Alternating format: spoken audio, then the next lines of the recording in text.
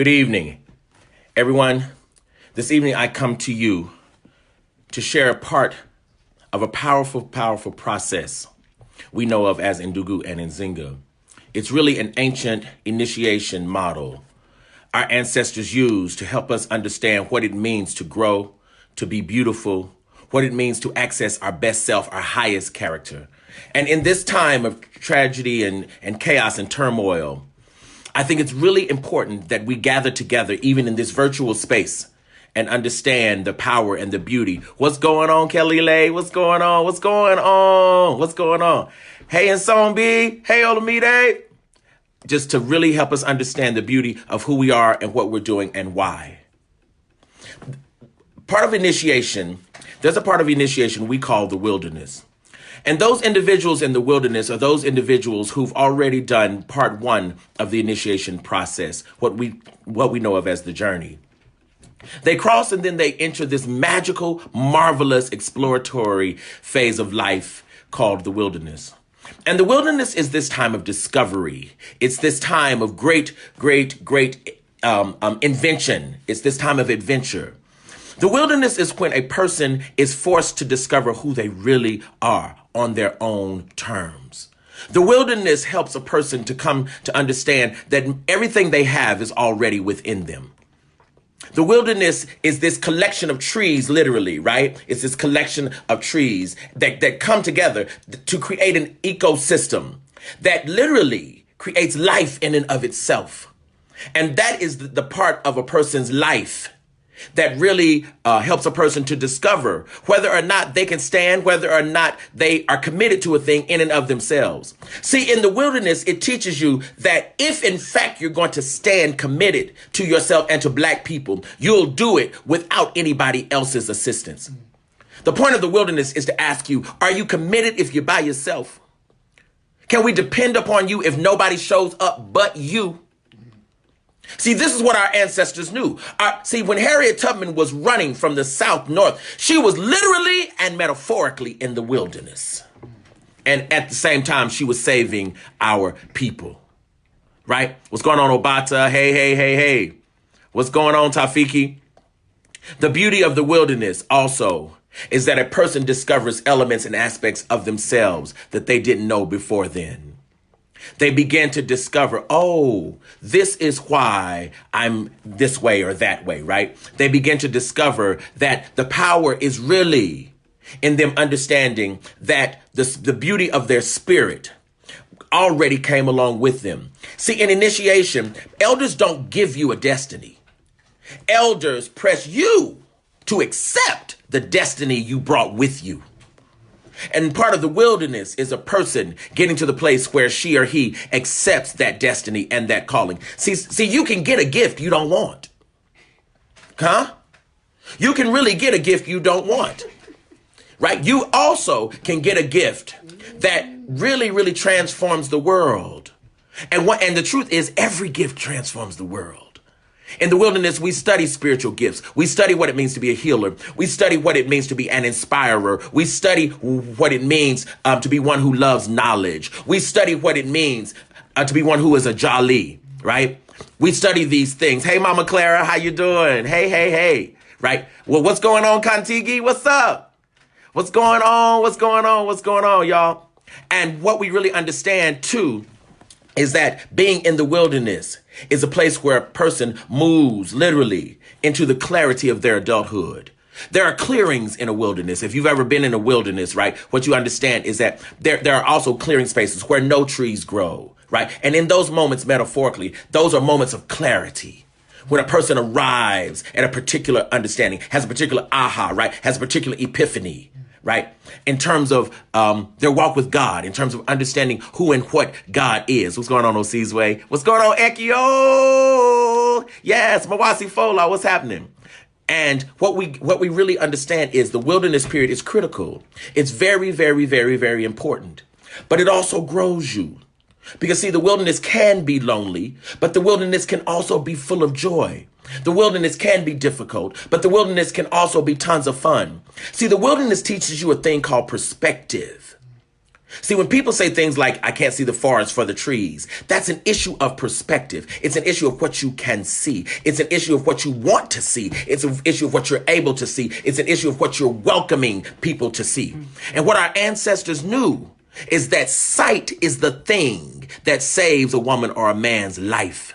Sight is the thing that helps a person to understand that where you're going, right, is extremely, extremely important. And in fact, the only reason you came is to bring something to us. And so going into the wilderness helps us to find what it is we brought from the spirit realm that will save the people. And the nation of Nduga and Nzinga has been committed for years to walking people through the wilderness. Some are just coming into the wilderness, right? Some are just entering the wilderness. Folks like Tolu Lope, like Abnet, like Chisimdi, Ekio, Uzochi, Mfanga, right? Just entering the wilderness. Welcome to the wilderness. You all are doing a beautiful job. You're absolutely our lifesavers. We love you and we need you. Folks like Hazina, yes, we need you. Mbonu's in the wilderness. We love you for being in the wilderness. We love you for being willing to be in the wilderness. Your being in the wilderness is keeping us alive because it's keeping us clear that a generation of folks are on their way. Who's going to save black people. See, we never knew that it would come to what we're in the middle of now. We never knew this. But we're clear about it now that we're going to make it because those of you in the wilderness are getting ready. The point of the wilderness is we gather up our gifts. We're gathering gifts. That's exactly who we are. There are some who are deeper in the wilderness. DG, what's going on, man? How you living? Adejola, Inkaruka, Zenzi, Abikanile, Akabweze, Imale, Lunkele, Mawasi Fola. Yes. Kimathi. Come on, y'all. Y'all are in the wilderness and we need you there. Bwana, so many of you, we need you there. And we need you there because there are things you have to find in the wilderness that even we missed. That's right. And you have to bring it to us. Bring it to the people. What's going on, Tirhas? I see you. Umi Mau, I see you. You figured it out. I see you. Right. And so the other thing I want to say also about the wilderness is that the wilderness is a time where a person has to be very clear that you have to find food in a place where you never thought it existed. In other words, you have to figure out how you are the nourishment that you've been looking for. You have to figure out how you are the thing we need. Zolewa, what's up? What's going on? Jogbe, hey, good brother. Janet, what's up, cuz? What's going on? Anuli, hey. Georgine, what's up? Yes, right, this sacred place called the wilderness. Every spiritualist has had to enter the wilderness. Every healer. Listen, the reason a healer is because the healing ointment is in the wilderness. It's in the leaves. It's in the trees. It's in the roots. And we have to go get it. And sometimes when we go get it, we have to do what I call interiority or really examining the levels of the inner self, right? Because that interiority, when we examine the levels of the inner self, what we understand is some of those roots are within us. Some of those leaves are in the middle of our hands. Come on, y'all. Some of those trees, we are the trees. Absolutely. We are the trees that we've been waiting for. We're the trees that a generation before us planted. Now here we are blooming and the people are waiting. Hey, what's going on, Umi K? And you're right. The wilderness is cyclical. Absolutely. We come out of it and then God sends us right back into it. See, it's a metaphor, but it's a reality also. It's reality also. You always are going through the wilderness because the more you stay in the wilderness, the more you understand that the wilderness actually has been sent to cover you. Wow. The wilderness has been sent to love you. Those trees, those plants, those ants, those bugs, they all love you. Because in conjunction with you, in conjunction with your spirit, the wilderness seeks your best self. Wow. It seeks your highest self.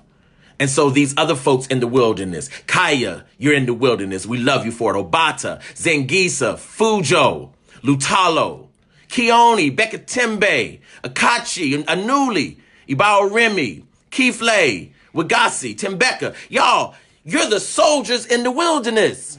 And we have to have you. We're not going to make it if we don't get you. Yeah. We have to have you. It's not perfunctory. It's a necessity. It's critical. It's very, very, very, very important. And there are some who are preparing to come out of the wilderness. Wole, what's going on? Tirhas, Erasto, Olamide, yes, Ajani. These individuals who are preparing right now to make the step from the wilderness to the mountaintop. But you go through when you come out of the wilderness, you go through the valley and then you ascend the mountaintop. And these individuals are going to be some of the greatest young elders we've ever had. All of you folks in the wilderness, you are the salvation for the people. Do not be afraid of it. Love it. Do not be afraid of the darkness in the wilderness.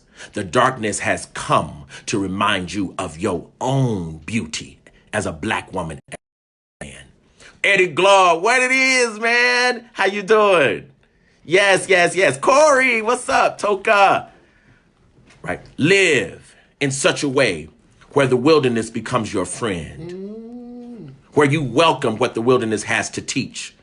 And the wilderness will teach every single one of us how to survive, but not just survive. The wilderness has blooms that you can find nowhere else. There are flowers in the wilderness that can be found nowhere else because that is a special ecosystem. That's a special spiritual place. That's a particular and a very, very sacred place, right? That you must enter in order to see.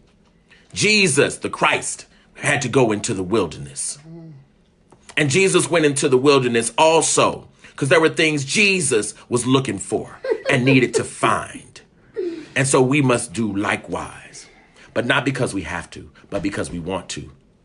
And so finally, we're in the middle of a moment in America where everything seems chaotic and everything seems a little bit out of order. But the truth of the matter is chaos comes to breed clarity. Chaos comes in order to invite you to rearrange what you thought you knew. Chaos comes in order to ask, are you sure the old thing you had is really what you want? Sometimes chaos comes to literally snatch something from you that you've been holding on for too long. Get a new thing, black people. Try something different. What's going on? What's going on, Kamathi? I see you. Teresa Thacker, what's up? I see you, all my peeps. And listen, we are people who know the wilderness. We are people who ran through the wilderness to get to freedom. The very trees agreed with our freedom. Come on, somebody. The very rivers pointed the way. We lived in the wilderness. We ran to the wilderness in order to get away from the enemy. The wilderness was our coverage. That's who we are, and that's what we do. All of you in the wilderness, we love you, we believe you, we honor you, we praise you, we glorify you, we magnify you. Because when you come out, you shall be pure gold. Love you. Talk to you soon. Bye-bye.